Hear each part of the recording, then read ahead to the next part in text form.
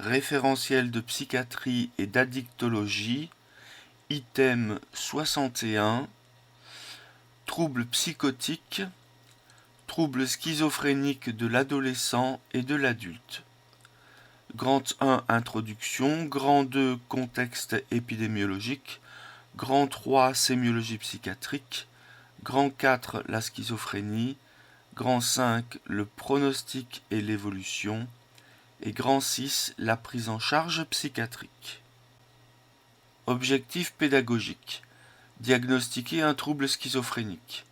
Augmenter l'attitude thérapeutique et planifier le suivi à tous les stades de la maladie. Les points clés. La prévalence de la schizophrénie est estimée entre 0,6 et 1%. La maladie débute classiquement chez le grand adolescent ou l'adulte jeune entre 15 et 25 ans. Le mode de début peut être aigu ou insidieux. Le diagnostic de schizophrénie est clinique. La schizophrénie se caractérise par 3 grands syndromes. Le syndrome positif, entre parenthèses idées délirantes et hallucinations, le syndrome de désorganisation, entre parenthèses cognitif, affectif et comportemental, et le syndrome négatif, entre parenthèses cognitif, affectif et comportemental, auxquels s'ajoutent des altérations cognitives, entre parenthèses attention, mémoire, fonctions exécutives, etc.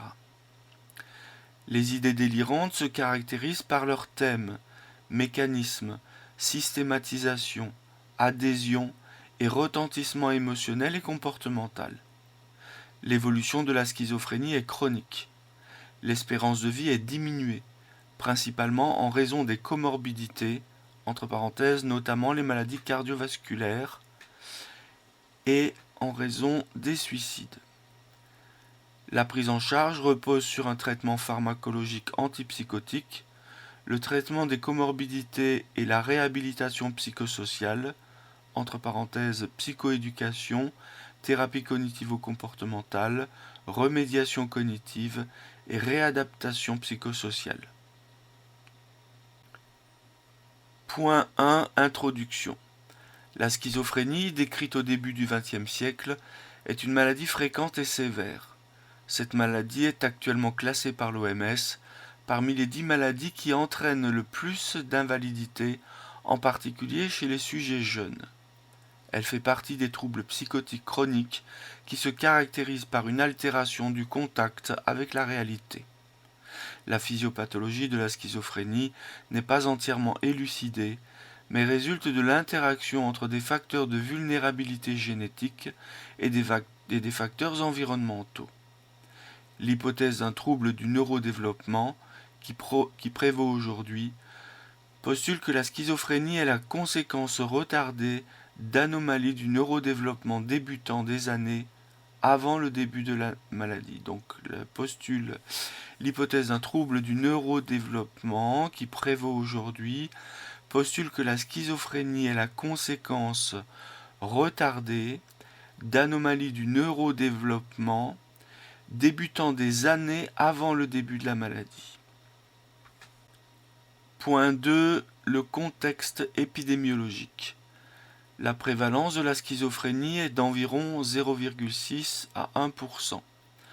Son incidence a été estimée à 15 nouveaux cas pour 100 000 personnes et par an entre 1965 et 2001. La fréquence de la schizophrénie a longtemps été considérée comme invariable selon les lieux et les populations. Mais cette fréquence dépend en fait de l'exposition à certains facteurs environnementaux comme la consommation de cannabis, la migration ou encore l'urbanisation. La maladie débute classiquement à la fin de l'adolescence ou chez l'adulte jeune entre 15 et 25 ans. Mais il existe des formes rares très précoces, prépubertaires ou tardives, après 35 ans. L'âge de début est généralement plus tardif chez la femme par rapport à l'homme d'environ 5 ans. L'émergence des symptômes schizophréniques est généralement précédée par des altérations cognitives et des symptômes prodromiques non spécifiques. L'émergence des symptômes schizophréniques est généralement précédée par des altérations cognitives et des symptômes prodromiques non spécifiques peuvent être présents 2 à 5 ans avant l'émergence du trouble. Chez certains patients, la schizophrénie apparaît après un parcours de difficultés d'apprentissage et de développement. Le sexe ratio est assez équilibré, même s'il existe une légère prédominance chez les hommes, fois 1,4. Les principaux facteurs de risque sont de nature génétique. Variants hérités ou mutations de novo plus rarement, ou environnementales, obstétricales avec difficultés périnatales, cannabis, migration, urbanisation. Point 3. Sémiologie psychiatrique. 3.1 Syndrome positif. 3.1.1 Les idées délirantes. Les idées délirantes correspondent à des altérations du contenu de la pensée, entraînant une altération du contact avec la réalité. Les idées délirantes font l'objet d'une conviction inébranlable, inaccessible au raisonnement ou à la contestation par les faits. Il s'agit d'une évidence interne pouvant être plausible ou invraisemblable, mais qui n'est généralement pas partagée par le groupe socioculturel du sujet. Dans la schizophrénie, la prévalence des idées délirantes est estimée à plus de 90%. On décrit les idées délirantes par rapport à leur thème, mécanisme et structure ou organisation. 3.1.1.1 Les thèmes. Le thème de l'idée délirante correspond au sujet principal sur lequel porte cette idée. Les thématiques peuvent varier à l'infini, être uniques ou multiples, s'associer entre elles de façon plus ou moins logique. Dans la schizophrénie, les thèmes sont multiples et hétérogènes. Entre parenthèses, voir les exemples dans le tableau 1, page suivante. Alors on retrouve le thème de persécution, mégalomaniaque, mystique, de filiation, entre parenthèses, le sujet étant persuadé d'avoir d'illustres ascendants, thème somatique, thème érotomaniaque, thème d'influence et thème de référence. 3.1.1.2 Les mécanismes. Le mécanisme de l'idée délirante correspond au processus par lequel l'idée délirante s'établit et se construit. Il s'agit du monde d'élaboration et d'organisation de l'idée délirante. Il existe 4 types de mécanismes à l'origine des idées délirantes. Les mécanismes interprétatifs, hallucinatoires, intuitifs et imaginatifs. 3.1.1.2 Les mécanismes. Le mécanisme de l'idée délirante correspond au processus par lequel l'idée délirante s'établit et se construit. Il s'agit du mode d'élaboration et d'organisation de l'idée délirante. Il existe 4 types de mécanismes à l'origine des idées délirantes. Les mécanismes interprétatifs, hallucinatoires, intuitifs et imaginatifs. 3.1.1.3 Systématisation. Le degré de systématisation évalue l'organisation et la cohérence des idées délirantes. Donc le degré de systématisation évalue l'organisation et la cohérence des idées délirantes. Une idée délirante est considérée peu systématisée lorsque l'organisation est floue, vague et peu cohérente. Dans la schizophrénie, on retrouve dans la majorité des cas des idées délirantes non systématisées, floues, sans logique, incohérentes, contrairement aux troubles délirants persistants de type persécution, au cours duquel les idées délirantes sont généralement systématisées et où la cohérence donne une certaine logique à la production délirante. 3.1.1.4 Adhésion. L'adhésion aux idées délirantes, qui correspond au degré de conviction attaché à ces idées, est variable, mais peut être élevée. Lorsque la conviction est inébranlable, inaccessible au raisonnement et aux critiques, l'adhésion est dite totale. Lorsque l'adhésion est partielle, le patient est en mesure de critiquer ses propres idées délirantes. 3.1.1.5 Le retentissement émotionnel et comportemental. Le retentissement émotionnel et comportemental doit être évalué systématiquement. 2 points. Le niveau d'anxiété, souvent majeur, le risque suicidaire et le risque de passage à l'acte hétéro-agressif. La dangerosité pour soi-même ou pour autrui peut être la conséquence directe des idées délirantes. Entre parenthèses, échapper au complot, expier ses fautes, se venger d'un persécuteur. Alors dans le tableau, le thème de la persécution, idée délirante dans laquelle le thème central consiste pour le sujet à être attaqué, harcelé, trompé, espionné, persécuté ou victime d'une conspiration.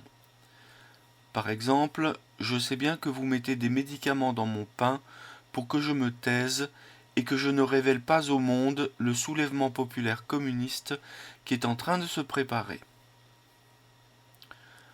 Au niveau du thème grandeur mégalomanie. Idée délirante qui implique de la part du sujet un sentiment exagéré de son importance, de son pouvoir, de son savoir, de son identité. Exemple, vous voulez me faire une prise de sang pour le revendre. Moi je suis votre directeur et votre roi, je refuse que vous preniez mon sang. Thème mystique, idée délirante dont le thème central est la religion. Je sais que je suis le fils préféré de Dieu et qu'il m'a confié un rôle spécial sur terre. Thème somatique, idée délirante dans laquelle le thème central touche au fonctionnement du corps. Je sens mauvais parce que mes intestins sont tombés. En plus, avec la ventilation, j'ai attrapé des boutons qui sont en fait des caméras microscopiques qui enregistrent tout. Thème de référence, idée délirante dans laquelle le sujet pense que certains éléments de l'environnement posséderaient une signification particulière pour lui, idée dans laquelle le sujet est lui-même la référence. Exemple, le présentateur du journal télévisé s'adresse spécifiquement à moi lorsqu'il annonce qu'un grave accident d'avion a eu lieu hier. Donc ça c'était le tableau 1 pour les thèmes délirants les plus fréquemment retrouvés dans la schizophrénie. Au niveau des principaux mécanismes délirants retrouvés dans la schizophrénie. Alors type de mécanisme délirant, le mécanisme interprétatif. Attribution d'un sens erroné à un fait réel. Exemple, on est entré chez moi, les objets ont été déplacés et il y a une marque sur la porte. Mécanisme hallucinatoire, construction d'une idée délirante à partir d'une hallucination. Je vois les morts, là en ce moment il y a un cadavre décomposé allongé par terre à ma gauche. Il me demande de l'aide, mais je ne peux pas l'aider, alors je suis triste. Mécanisme délirant intuitif, idée fausse, admise sans vérification ni raisonnement logique, en dehors de toute donnée objective ou sensorielle. Exemple, je suis l'envoyé de Dieu, je le sais, c'est ainsi. Et mécanisme délirant imaginatif, fabulation ou invention, où l'imagination est au premier plan et le sujet y joue un rôle central. Exemple, il faut arrêter les moteurs diesel et utiliser les moteurs à venin de scorpion. J'ai passé plusieurs milliards d'années à extraire du venin de scorpion, c'est le mieux pour les moteurs. 3.1.2 Les hallucinations. L'hallucination est définie par une perception sans objet. Dans la schizophrénie, 75% des patients présentent des hallucinations, notamment en phase aiguë. 3.1.2.1 Psychosensoriel. Donc les hallucinations psychosensorielles. Il s'agit d'hallucinations relevant de manifestations sensorielles. Dans la schizophrénie, tous les sens peuvent être touchés. Les hallucinations les plus fréquentes sont les hallucinations auditives, présentes chez environ 50% des patients. Il peut s'agir de sons simples, sonneries, mélodies, mais le plus souvent il s'agit de voix nettement localisées dans l'espace. On parle alors d'hallucinations acoustico-verbales. Elles peuvent converser entre elles et s'adresser au sujet à la troisième personne. Il s'agit en général de phrases courtes avec une connotation négative.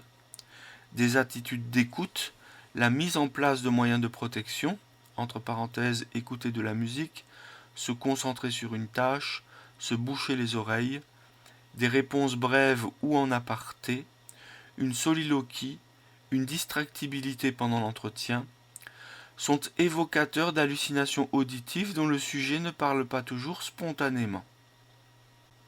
Les hallucinations visuelles touchent quant à elles 30% des patients atteints de schizophrénie.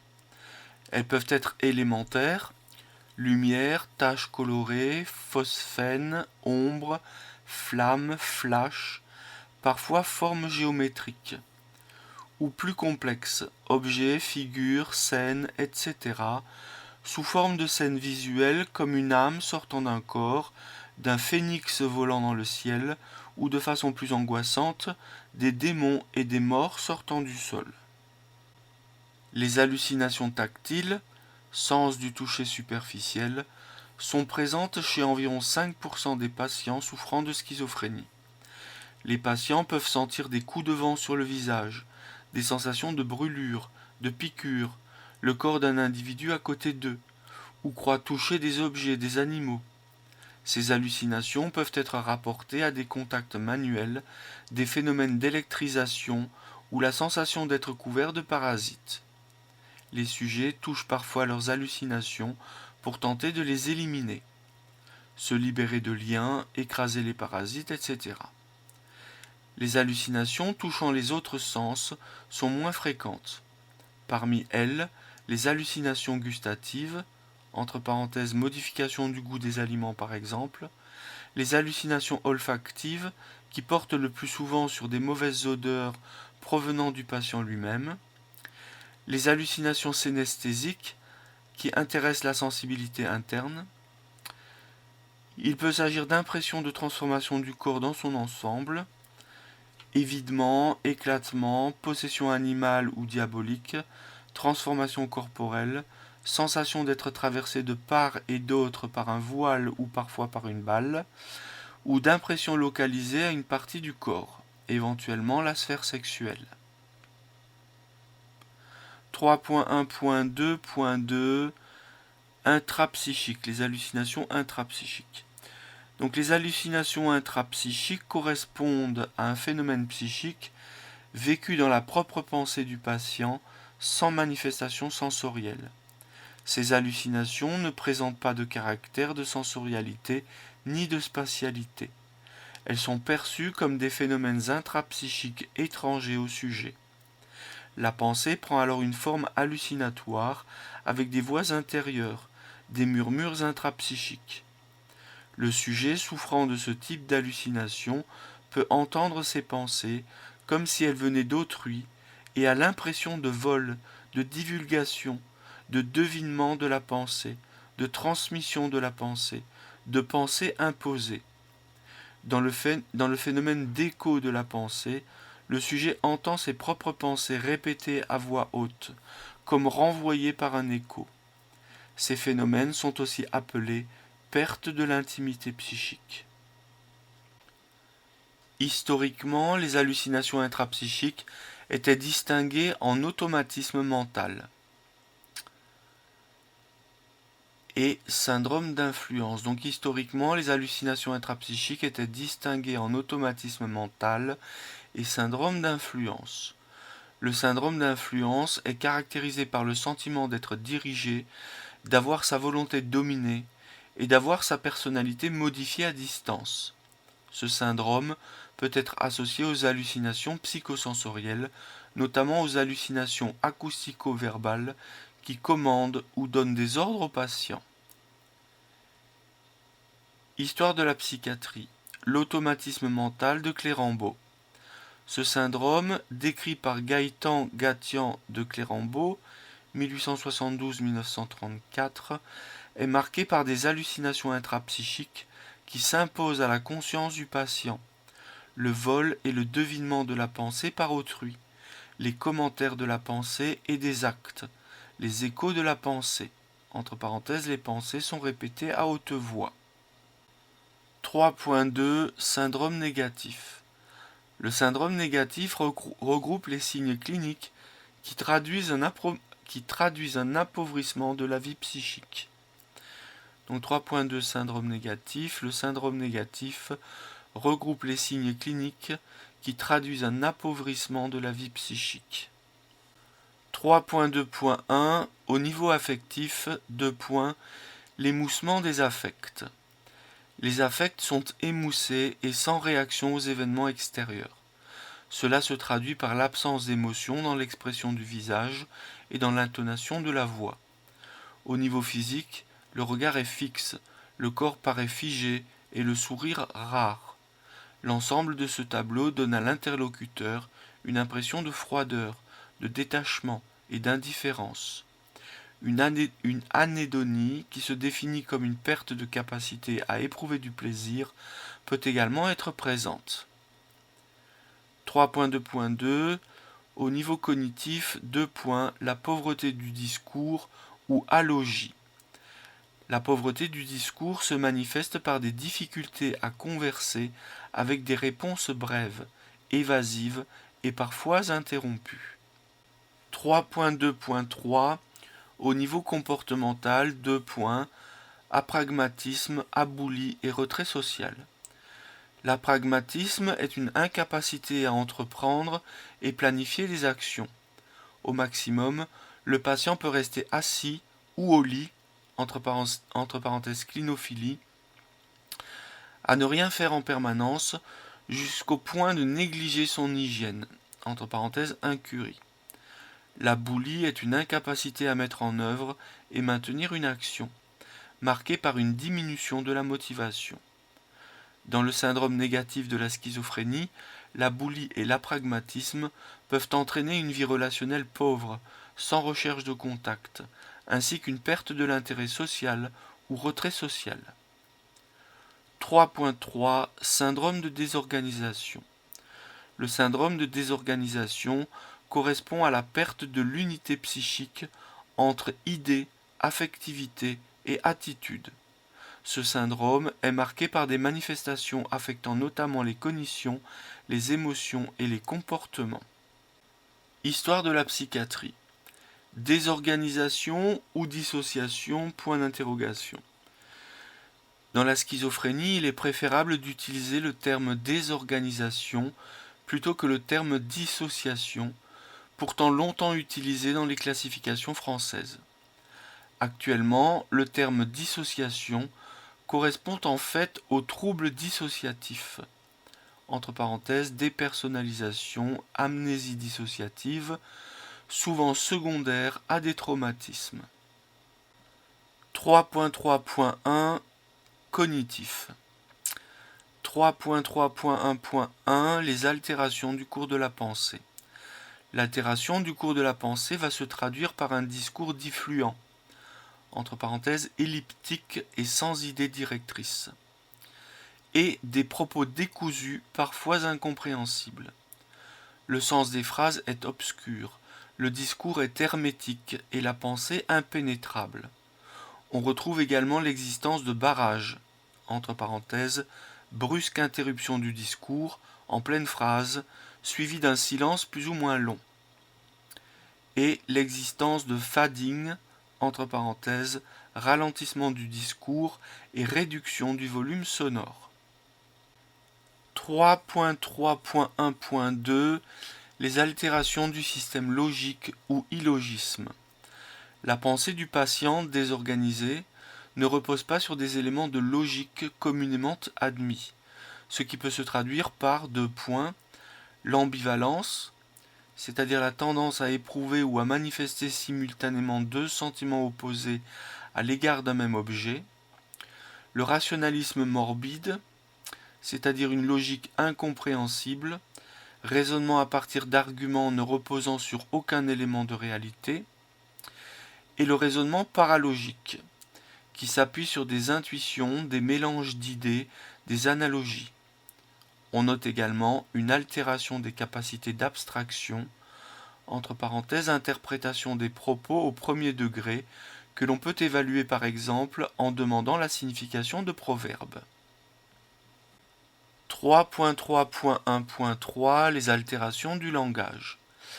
La désorganisation au niveau cognitif se manifeste aussi par une symptomatologie touchant le langage. Le débit verbal du patient peut être variable, de très lent à très rapide, parfois associé à un bégaiement intermittent. On peut retrouver un certain maniérisme marqué par l'utilisation d'un vocabulaire précieux et décalé. La forme du langage peut également se trouver modifiée. Ainsi, le patient va créer des néologismes, entre parenthèses des nouveaux mots, ou encore des paralogismes, entre parenthèses, nouveaux sens donnés à des mots connus. Au maximum, il peut exister un véritable néolangage, jargonophasie ou schizophasie totalement incompréhensible. Donc au maximum, il peut exister un véritable néolangage, jargonophasie ou schizophasie totalement incompréhensible. 3.3.2 Affectif. On retrouve ici essentiellement le phénomène d'ambivalence affective ou discordance idéo-affective qui s'exprime par la coexistence de sentiments et d'émotions contradictoires. L'ambivalence se manifeste aussi par l'expression d'affects inadaptés aux situations, par des sourires discordants et des rires immotivés, témoignant de l'incohérence entre le discours et les émotions exprimées. 3.3.3 Comportementale, donc désorganisation comportementale. La désorganisation comportementale est le reflet de l'absence de relation entre les différentes parties du corps, entre les pensées et le comportement. On retrouve un maniérisme gestuel, c'est-à-dire une mauvaise coordination des mouvements, des parakinésies, décharges motrices imprévisibles, paramimie, c'est-à-dire des mimiques qui déforment l'expression du visage, un syndrome catatonique, alors voir encadrer en pratique le syndrome catatonique, qui est un syndrome psychomoteur associant catalepsie. Il s'agit d'une flexibilité cireuse des membres avec maintien des attitudes imposées. Négativisme, attitude de résistance voire d'opposition active pouvant aller jusqu'au refus de s'alimenter.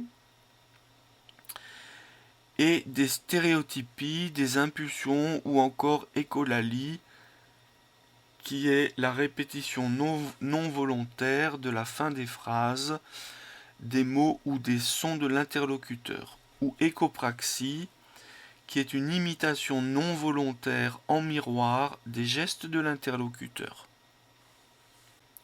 En pratique, le syndrome catatonique. Le syndrome catatonique, décrit par Karl Kahlbaum en 1874, est un syndrome psychomoteur qui a longtemps été associé au diagnostic de schizophrénie. Cependant, plusieurs décennies de recherches cliniques et pharmacologiques ont permis de démontrer que le syndrome catatonique est en fait transnosographique et peut se rencontrer dans de très nombreuses pathologies.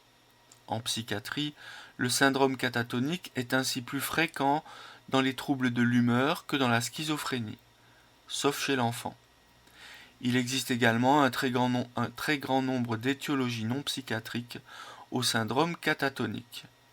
Par exemple, encéphalite, pathologie neuro-inflammatoire, maladie d'Addison, déficit en vitamine B12, etc. Le syndrome catatonique est important à reconnaître en pratique clinique, entre parenthèses échelle de Bush et Francis, car il bénéficie d'une prise en charge spécifique et de traitements efficaces comme les benzodiazépines et l'électroconvulsivothérapie. Une description sémiologique complète du syndrome catatonique peut être retrouvée à cette adresse internet. 3.3.4 Les autres syndromes associés. 3.3.4.1 Les altérations des fonctions cognitives. Les altérations cognitives sont fréquentes, environ 70%, et souvent sévères dans la schizophrénie. D'un point de vue qualitatif, les domaines cognitifs reconnus les plus altérés sont les fonctions exécutives, la mémoire épisodique verbale, l'attention et la vitesse de traitement de l'information. D'autres domaines sont préservés, comme la mémoire implicite, entre parenthèses, mémoire procédurale. Alors, tableau 3, principales altérations cognitives dans la schizophrénie. Donc au niveau de la fonction cognitive, les fonctions exécutives. Donc ces fonctions sont impliquées dans toute action orientée vers un but. Elles comprennent les processus de planification, autorégulation, gestion des conséquences avec rétrocontrôle. Et par exemple, difficulté à prévoir les séquences d'actions nécessaires pour se rendre au travail. Difficulté à organiser son travail et à gérer les priorités. Difficulté à s'adapter à une nouvelle stratégie et à inhiber l'ancienne. Alors aux fonctions cognitives, donc mémoire épisodique verbale. Définition, la mémoire épisodique verbale, c'est la mémoire des expériences personnelles dans leur contexte temporo-spatial et émotionnel. Et donc dans la schizophrénie, il y a des difficultés à évoquer et réutiliser des souvenirs. Alors comme fonction cognitive, on a aussi l'attention et la vitesse de traitement de l'information, qui consiste en la capacité à identifier un stimulus pertinent dans l'environnement, se concentrer et maintenir l'attention sur celui-ci.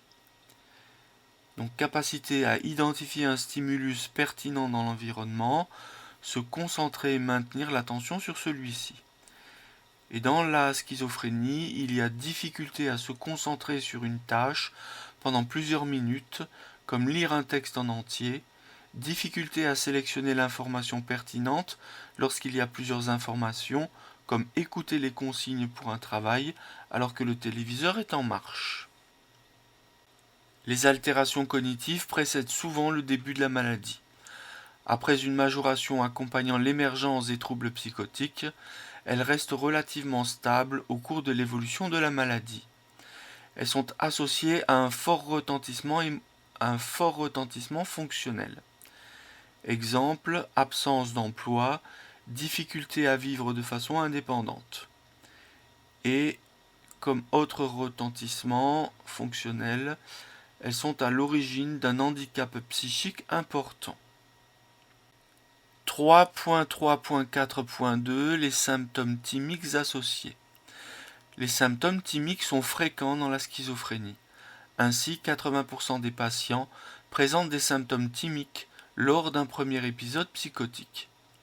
Des symptômes maniaques, entre parenthèses excitation psychomotrice, tachypsychie, impulsivité, sont souvent observés lors des épisodes aigus de schizophrénie.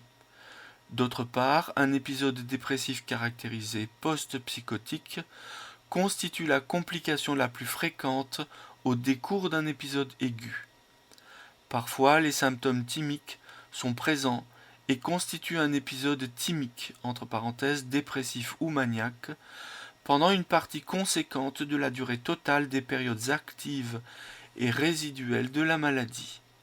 On parle alors de troubles schizoaffectifs. Point 4. La schizophrénie. 4.1 Diagnostic positif. 4.1.1 Pour poser le diagnostic de schizophrénie. Le diagnostic de schizophrénie est clinique. Il faut que les critères suivants soient remplis. 2 points. L'association d'au moins 2 syndromes présents dans une proportion significative de temps au cours d'une période d'1 mois parmi les suivants. 2 points.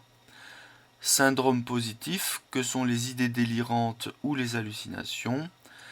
Syndrome de désorganisation. Syndrome négatif. Une évolution de ces signes depuis au moins 6 mois. Deux points. Si les symptômes évoluent moins d'un mois, on parle de troubles psychotiques brefs. Si les symptômes évoluent sur une durée comprise entre 1 et 6 mois, on parle de troubles schizophréniformes. Des répercussions fonctionnelles, sociales ou professionnelles depuis le début des troubles et l'absence de diagnostic différentiel. Des examens complémentaires permettent d'éliminer un diagnostic différentiel. Il s'agit d'un bilan biologique standard, d'une recherche de toxiques urinaires et d'une imagerie cérébrale, au mieux une IRM, particulièrement en cas de signes d'appel ou de manifestations atypiques. L'électroencéphalogramme est utile lors d'un premier épisode ou plus tard pour éliminer une comitialité. D'autres examens peuvent être utiles. Le bilan sera orienté selon la clinique et les antécédents du patient, en particulier en cas de début très brutal. Deux points, une note confusionnelle, un déclin cognitif, une résistance au traitement appellent à réaliser un bilan plus poussé. 4.1.2 Les différentes formes cliniques. 4.1.2.1 Selon le mode de début. La schizophrénie peut apparaître de façon aiguë ou de façon insidieuse. Le début aigu. La schizophrénie commence dans environ un cas sur deux par un épisode psychotique aigu.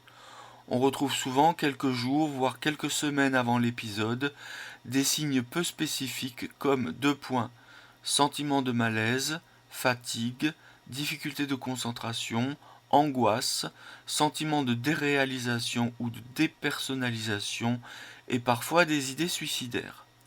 Des événements stressants peuvent précéder l'épisode. Rupture sentimentale, examen, problèmes de santé, consommation de cannabis. Au niveau clinique, le syndrome positif et de désorganisation sont en général très marqués. Le syndrome négatif deviendra plus apparent au décours de l'épisode. Parfois, certaines formes de schizophrénie à début aigu prennent la forme de troubles de l'humeur, entre parenthèses, épisode dépressif caractérisé ou accès maniaque atypique, c'est-à-dire associé à des bizarreries, des préoccupations à thème sexuel ou hypocondriaque, des hallucinations, des stéréotypies. Enfin, les formes aiguës de début de schizophrénie peuvent se manifester par des troubles du comportement. Des gestes auto- ou hétéro-agressifs, impulsifs et bizarres, sans explication, des fugues, etc. Les classifications internationales. Les épisodes psychotiques brefs et le concept de bouffée délirante aiguë. Le concept de bouffée délirante aiguë, BDA, est encore très utilisé en France. La BDA correspond à l'apparition d'idées délirantes polymorphes, multithématiques en quelques jours ou quelques semaines. Le diagnostic de BDA permet de différer le diagnostic de schizophrénie. Il est en effet extrêmement difficile de prédire à ce stade si l'épisode restera isolé ou évoluera vers une schizophrénie ou un trouble bipolaire. Toutefois, le diagnostic de BDA n'est pas reconnu sur le plan international. On parle de troubles schizophréniformes dans le DSM-5, entre 1 et 6 mois, et de troubles psychotiques brefs, inférieurs à 1 mois, dans le DSM, ou troubles psychotiques aigus transitoires, inférieurs à 1 mois, dans la CIM-10. En pratique, les prodromes de la schizophrénie. Même dans les formes dites à début aigu, un interrogatoire précis retrouve presque toujours des symptômes prodromiques non spécifiques dans les 2 à 4 ans avant le premier épisode et des symptômes psychotiques atténués présents à bas bruit ou de façon très transitoire, généralement dans l'année précédant le premier épisode. Des altérations cognitives entraînant une plainte subjective, comme par exemple difficulté de concentration, ou des difficultés de fonctionnement, comme par exemple une rupture scolaire, peuvent être présentes de façon très précoce. Cependant, un individu peut présenter des symptômes prodromiques sans développer de schizophrénie. on parle d'état mental à risque. La reconnaissance de ces phases précoces laisse espérer la possibilité d'intervention précoce à la phase prodromique afin d'éviter la conversion de symptômes en schizophrénie constituée. Le début insidieux.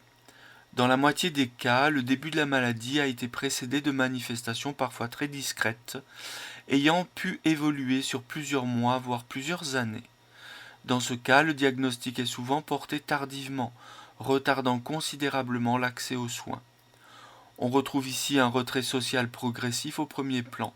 2 points, désintérêt et désinvestissement des activités habituelles, comme les sports, les loisirs, le cercle d'amis, fléchissement de l'activité scolaire ou professionnelle. En revanche, l'intérêt du sujet peut se porter de façon exclusive vers le mysticisme ou l'ésotérisme.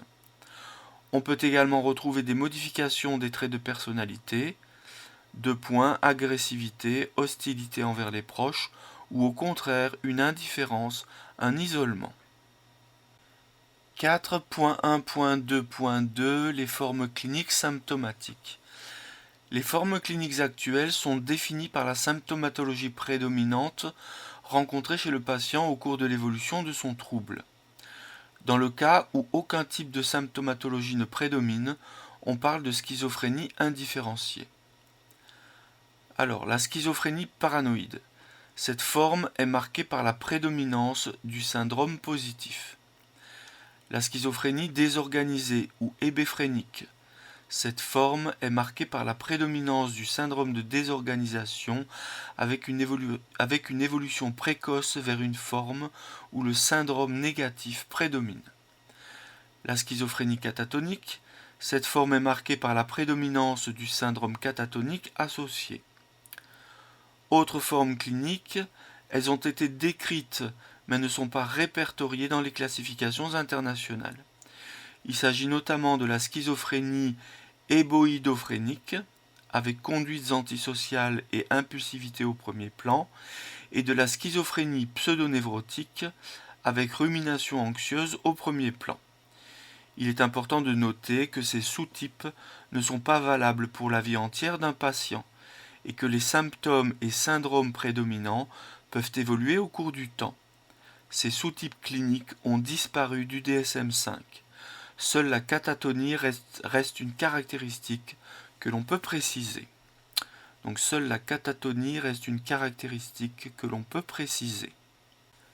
4.1.2.3 Selon l'âge de début.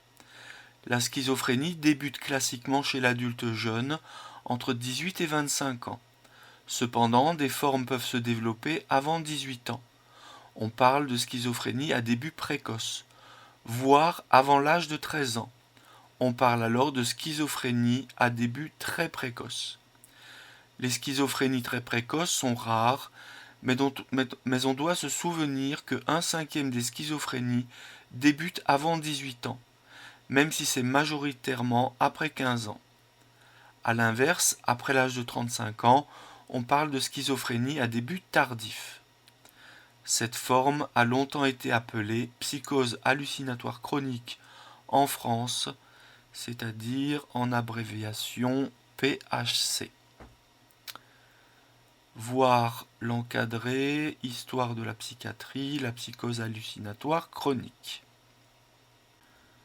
La schizophrénie à début tardif présente certaines particularités cliniques. Il s'agit d'une forme plus fréquente chez les femmes que chez les hommes.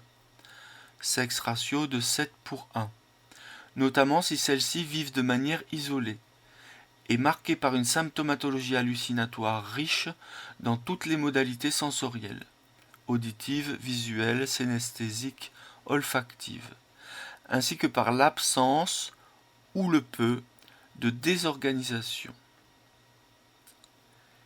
Histoire de la psychiatrie. La psychose hallucinatoire chronique.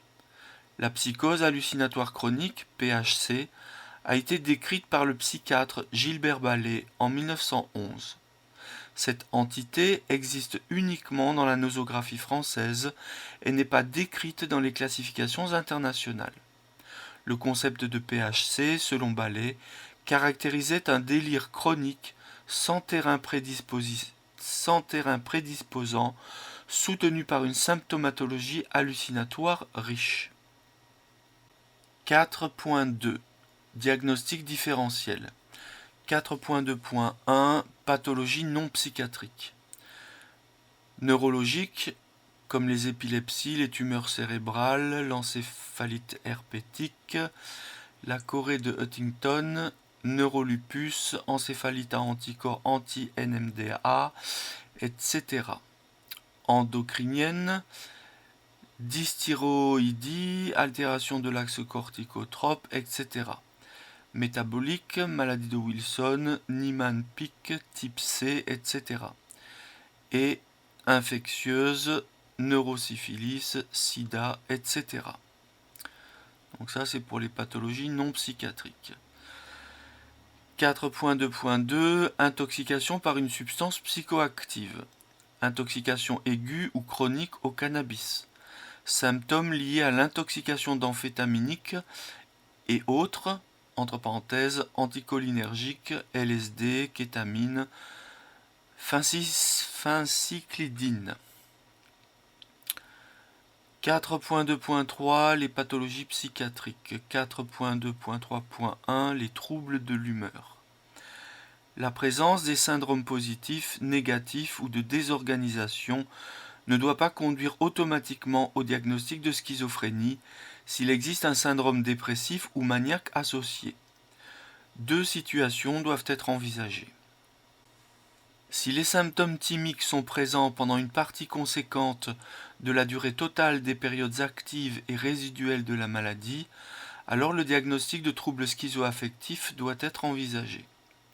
Si, lorsque le syndrome dépressif ou maniaque disparaît, les syndromes positifs, négatifs ou de désorganisation disparaissent complètement, alors le diagnostic d'un épisode thymique, dépressif ou maniaque, avec caractéristiques psychotiques doit être posé.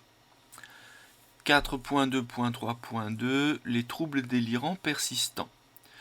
Le diagnostic de troubles délirants persistants se pose quand il existe uniquement un syndrome positif sans élément de bizarrerie.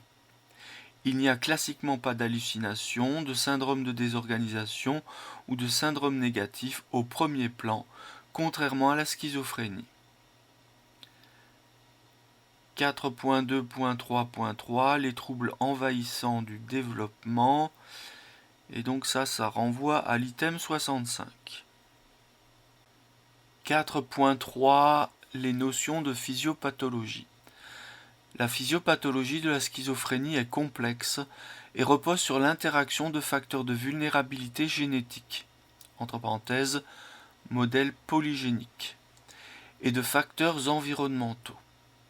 Donc la physiopathologie de la schizophrénie est complexe et repose sur l'interaction de facteurs de vulnérabilité génétique et de facteurs environnementaux.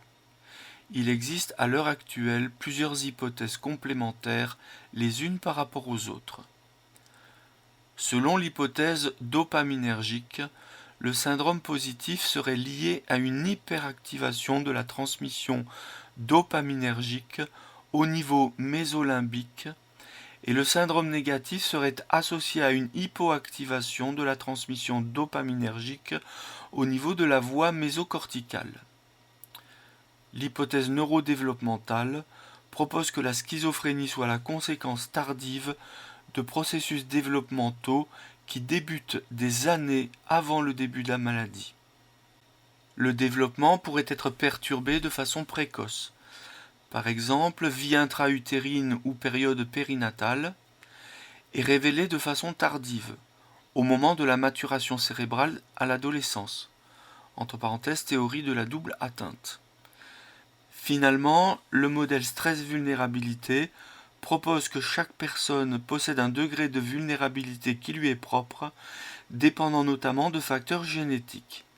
Ces derniers interagissent avec des facteurs environnementaux, entre parenthèses la consommation de cannabis, les complications obstétricales, l'urbanisation et la migration, pour aboutir au développement de la maladie. Point 5. Le pronostic et l'évolution. La schizophrénie est une maladie dont l'évolution est très variable d'un sujet à l'autre et d'une forme à l'autre. L'évolution est généralement chronique, marquée par des épisodes psychotiques plus ou moins espacés, avec des intervalles plus ou moins symptomatiques. Le déficit est variable et se stabilise généralement après 2 à 5 ans d'évolution. Il est important de garder à l'esprit que le premier épisode ou les rechutes sont favorisés par les facteurs de stress. Drogue, rupture, deuil. Dans les formes résiduelles, on décrit classiquement une diminution du syndrome positif et une majoration du syndrome négatif, altérant le fonctionnement social et la qualité de la vie. Le taux de suicide et la santé générale des patients souffrant de schizophrénie restent des problèmes majeurs de santé publique. Cependant, grâce aux progrès réalisés au niveau pharmacologique et psychothérapeutique, il est possible dans 20 à 25% des cas d'obtenir une rémission complète, voire une guérison de cette maladie, et dans une majorité des cas de conserver une qualité de vie globalement satisfaisante, même si 50 à 75% des patients ne retrouvent pas leur niveau de fonctionnement antérieur. Des facteurs de bon pronostic ont été mis en évidence. 2 points, sexe féminin, environnement favorable, bon fonctionnement prémorbide, début tardif, bonne conscience du trouble, traitement antipsychotique précoce et bien suivi. Les prises en charge thérapeutiques devront s'attacher à agir sur ces deux derniers facteurs par des mesures appropriées d'éducation thérapeutique. Donc, bonne conscience du trouble et traitement antipsychotique précoce et bien suivi. Ce sont des prises en charge thérapeutique qui doivent s'attacher à agir. Donc les prises en charge thérapeutiques doivent s'attacher à agir sur ces 2 derniers facteurs, la bonne conscience du trouble et le traitement médicamenteux par antipsychotique, et cela de façon précoce et de façon bien suivie, et par des mesures appropriées d'éducation thérapeutique. Donc tout ça, ça favorise une qualité de vie globalement satisfaisante, de façon à permettre un niveau de fonctionnement antérieur. 5.1 Les comorbidités. 5.1.1 Les comorbidités psychiatriques. Les symptômes thymiques sont fréquemment associés à la schizophrénie en phase aiguë, éléments dépressifs ou maniaques. Des troubles de l'humeur peuvent également être présents au décours ou à distance d'un épisode psychotique dans 20 à 75% des cas. On parle dans ce cas d'épisodes dépressifs caractérisés post-psychotiques dont l'impact sur l'évolution de la maladie, entre parenthèses rechute, mauvaise observance, semble important. Donc il y a un impact important en cas d'épisode dépressif caractérisé post-psychotique. 5.1.2 Les comorbidités addictologiques. La schizophrénie est fréquemment associée à un trouble lié à l'usage de tabac, de cannabis ou d'alcool. Parmi les patients souffrant de schizophrénie, 70% fument du tabac, 50% consomment du cannabis, 10 à 50% présentent un usage à risque, voire une dépendance à l'alcool. 5.1.3 Les comorbidités non psychiatriques. La moitié des patients souffrant de schizophrénie souffrent d'une affection non psychiatrique. Chez ces patients, les anomalies cardiométaboliques, incluant le diabète, l'obésité, l'hypertension artérielle et la dyslipidémie, affichent une prévalence nettement plus élevée que la population générale. Ces altérations conduisent généralement à une prise de poids, une dérégulation glucidique et lipidique, ainsi qu'à une hypertension artérielle, source de problèmes de santé majeurs chez ces patients. Ce profil cardiométabolique définit en pratique le syndrome métabolique, associant un ensemble de perturbations cliniques et biologiques et qui est un facteur prédictif du développement des maladies cardiovasculaires. Ainsi, on estime la prévalence du syndrome métabolique dans la schizophrénie entre 30 et 60% des cas. Et l'obésité, avec une IMC supérieure à 30, toucherait environ 50% des sujets. Les effets indésirables des traitements antipsychotiques peuvent expliquer en partie cette surreprésentation de troubles métaboliques chez ces patients. On retrouve également une grande fréquence des facteurs de risque évitables, comme le tabagisme, les consommations d'alcool, le manque d'exercice physique. 5.2 Morbimortalité. La schizophrénie est associée à une diminution de l'espérance de vie. En effet, la mortalité des personnes souffrant de schizophrénie est 2 à 3 fois plus élevée que celle de l'ensemble de la population, en raison principalement de comorbidités, parmi lesquelles les maladies cardiovasculaires figurent en tête. Le psychiatre doit donc jouer un rôle central dans la prise en charge globale de la santé des patients souffrant de schizophrénie, dont l'accès aux soins est généralement limité. Cette prise en charge doit être multidisciplinaire. Médecin généraliste, endocrinologue, cardiologue, etc. Le suicide est également un des facteurs expliquant la mortalité plus importante de cette population. En effet, 10% des patients souffrant de schizophrénie décèdent par suicide. Point 6. La prise en charge psychiatrique. 6.1. L'hospitalisation en psychiatrie. L'hospitalisation, en urgence ou non dans un service de psychiatrie, se justifie dans plusieurs situations. Épisode aigu avec troubles du comportement, risque suicidaire ou de mise en danger, et risque hétéro-agressif. Au mieux, il s'agira d'une hospitalisation libre. Dans certaines situations, si le patient refuse, si sa capacité à donner son consentement est trop altérée, ou s'il existe un comportement hétéro-agressif, des soins sans consentement peuvent se justifier. 6.2 Le traitement pharmacologique. Les antipsychotiques. 6.2.1 Les objectifs généraux du traitement. Le traitement pharmacologique de la schizophrénie varie selon 3 objectifs. Le premier objectif concerne l'épisode aigu et le contrôle rapide de symptômes mettant potentiellement en danger le patient et son entourage. Agitation, auto- ou hétéro-agressivité. Le choix et l'adaptation du traitement de fond sont réalisés dans un deuxième temps selon l'évolution des symptômes et de la tolérance. Dans un troisième temps, en phase de rémission, les objectifs thérapeutiques consistent à diminuer le risque de rechute, minimiser le plus possible sur le long terme le retentissement de la maladie et celui des effets secondaires du traitement. Dès que le contrôle des symptômes le permet, le traitement doit viser à la meilleure récupération fonctionnelle et s'accompagner d'une prise en charge psychosociale, allant de l'éducation thérapeutique du patient et des proches au programme de remédiation cognitive et de réadaptation sociale et professionnelle. Donc dès que le contrôle des symptômes le permet, le traitement doit viser à la meilleure récupération fonctionnelle et s'accompagner d'une prise en charge psychosociale.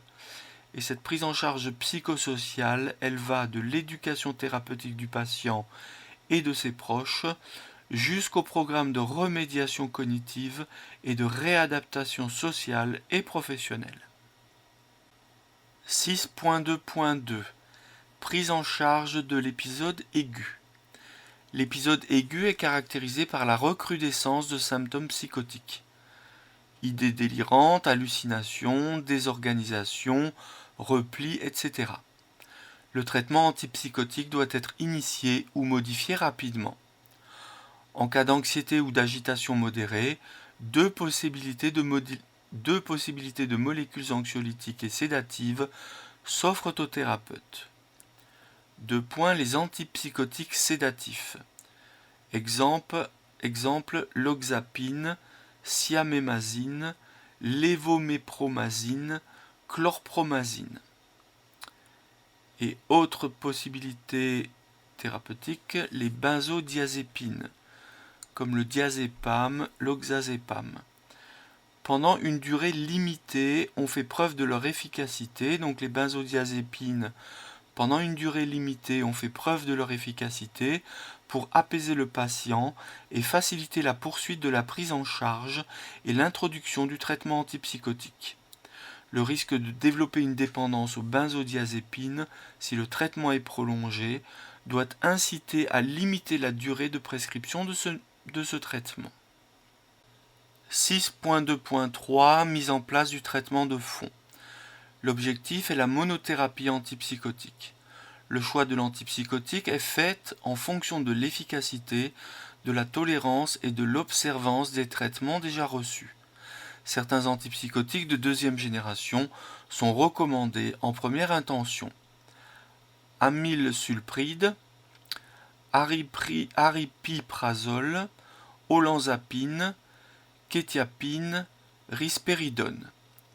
L'antipsychotique choisi doit être approprié à la phase aiguë et au long terme. Il est prescrit à la posologie la plus efficace et il est recommandé, une fois la stabilisation obtenue, de diminuer la posologie jusqu'à obtention de la dose minimale efficace. En cas d'inefficacité, un autre traitement antipsychotique peut être proposé en deuxième intention.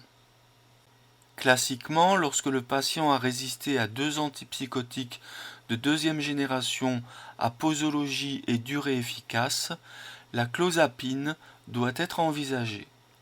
Dans les situations où l'observance est difficile, certains antipsychotiques d'action prolongée ou retard existent sous forme intramusculaire, permettant selon les molécules une injection tous les 15 jours, 3 semaines ou 4 semaines.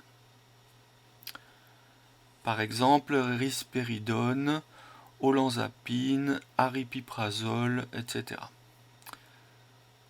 6.2.4 Prise en charge au long cours. Au terme de l'épisode aigu, l'objectif principal est de consolider l'alliance thérapeutique et d'assurer une transition vers la phase d'entretien avec une posologie qui permet un contrôle optimal des symptômes et un risque minimal d'effets secondaires. Les patients et les familles doivent être informés des effets secondaires potentiels du traitement antipsychotique et être conseillés sur la façon dont ils peuvent être évités ou atténués par des programmes d'éducation thérapeutique. L'ouverture des droits de prise en charge à 100% permet de faciliter l'accès aux soins. Les projets de réinsertion sociale et de réadaptation doivent être évoqués dès que le contrôle des symptômes le permet. 6.2.5 La durée du traitement. Après un épisode unique, il est recommandé de poursuivre le traitement au moins 2 ans après avoir obtenu la rémission totale des symptômes psychotiques. Après un second épisode ou une rechute, le traitement doit être poursuivi au moins 5 ans. La diminution doit se faire de manière progressive. Pas plus de 10% de diminution de la posologie par mois, et tenir compte des échéances scolaires ou professionnelles. Cette diminution doit dans tous les cas se faire sous surveillance médicale en maintenant le suivi au moins 12 à 24 mois après un éventuel arrêt, les rechutes pouvant survenir tardivement. 6.2.6 Surveillance et tolérance. Les recommandations préconisent un suivi de l'efficacité et de la tolérance d'un traitement antipsychotique. L'inobservance du traitement étant la première cause d'inefficacité du traitement. Une complication rare mais potentiellement mortelle des antipsychotiques doit impérativement être connue, le syndrome malin des neuroleptiques. 6.3 Traitement pharmacologique des comorbidités thymiques. Les antidépresseurs doivent être prescrits lors des épisodes dépressifs caractérisés, en association avec le traitement antipsychotique. Dans les troubles schizoaffectifs, les thymorégulateurs, exemple d'ylvaproate de sodium, c'est le Depakote, ou lithium, théralite, peuvent être utilisés en association avec le traitement antipsychotique. En pratique, l'électroconvulsivothérapie ECT. Le traitement par électroconvulsivothérapie ECT consiste en l'administration d'un courant électrique transcrânien de très faible intensité provoquant secondairement une crise tonico-clonique généralisée. Ce traitement est réalisé sous anesthésie générale de courte durée, associant l'utilisation d'un curare d'élimination rapide, limitant les mouvements, et donc le risque de blessure, luxation, fracture pendant la crise. Le traitement se déroule sous surveillance clinique et tracé électroencéphalographique. Les indications de ce traitement sont les suivantes. Troubles de l'humeur, épisodes dépressifs caractérisés, unis ou bipolaires, en première intention s'il existe un risque vital à court terme. Entre parenthèses, tentative de suicide, anorexie, déshydratation, ou en cas de résistance médicamenteuse. L'efficacité du traitement par ECT est alors supérieure à 80%. Épisode maniaque, de la même manière s'il existe un risque vital à court terme, tentative de suicide, déshydratation, ou en cas de résistance médicamenteuse. Autre indication du traitement après les troubles de l'humeur, les troubles psychotiques. Syndrome positif résistant dans la schizophrénie, notamment en association avec certains antipsychotiques. Et syndrome catatonique, en première intention s'il existe un risque vital à court terme, exemple déshydratation, syndrome neurovégétatif, ou en cas de résistance aux benzodiazépines. La seule contre-indication absolue à un traitement par ECT est l'hypertension intracrânienne.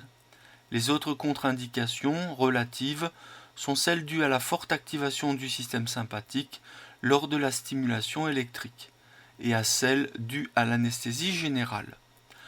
Aucun bilan paraclinique préthérapeutique aux ECT n'est obligatoire.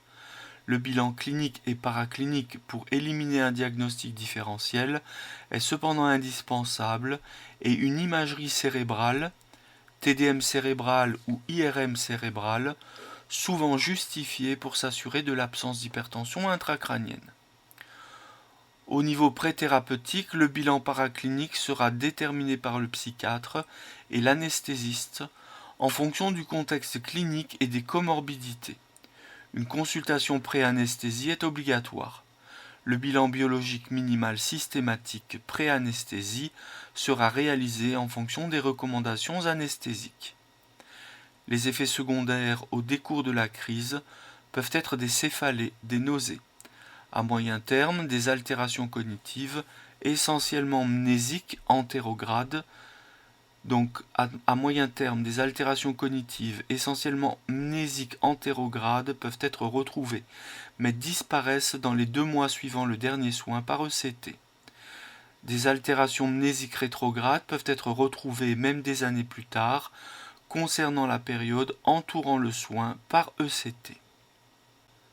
6.4 Les traitements non pharmacologiques. 6.4.1 Traitement physique, place de l'électroconvulsivothérapie. Elle peut être utilisée dans les schizophrénies catatoniques, lorsqu'il existe des épisodes thymiques, ou dans les formes avec syndrome positif résistant. D'autres traitements physiques peuvent également être utilisés dans des situations particulières. Exemple, la stimulation magnétique transcrânienne. 6.4.2 Psychothérapie cognitivo-comportementale. Les thérapies cognitives et comportementales, TCC, ont pour objectif de réduire les symptômes persistants en dépit d'un traitement antipsychotique bien conduit. Les idées délirantes et les hallucinations pourraient résulter d'erreurs d'interprétation, d'attributions erronées en lien avec des biais cognitifs, entre parenthèses, biais de raisonnement. Les thérapies cognitivo-comportementales visent alors à modifier ces erreurs de raisonnement et surtout les conséquences émotionnelles et comportementales qui en résultent, afin de permettre aux patients de faire face de manière plus rationnelle à ces symptômes. Les thérapies comportementales peuvent également être utilisées dans le syndrome négatif. La schizophrénie entraîne le plus souvent une altération importante des capacités de communication et des compétences sociales. L'objectif de cette forme de thérapie de groupe est de développer ces capacités par des exercices portant sur des situations de la vie quotidienne.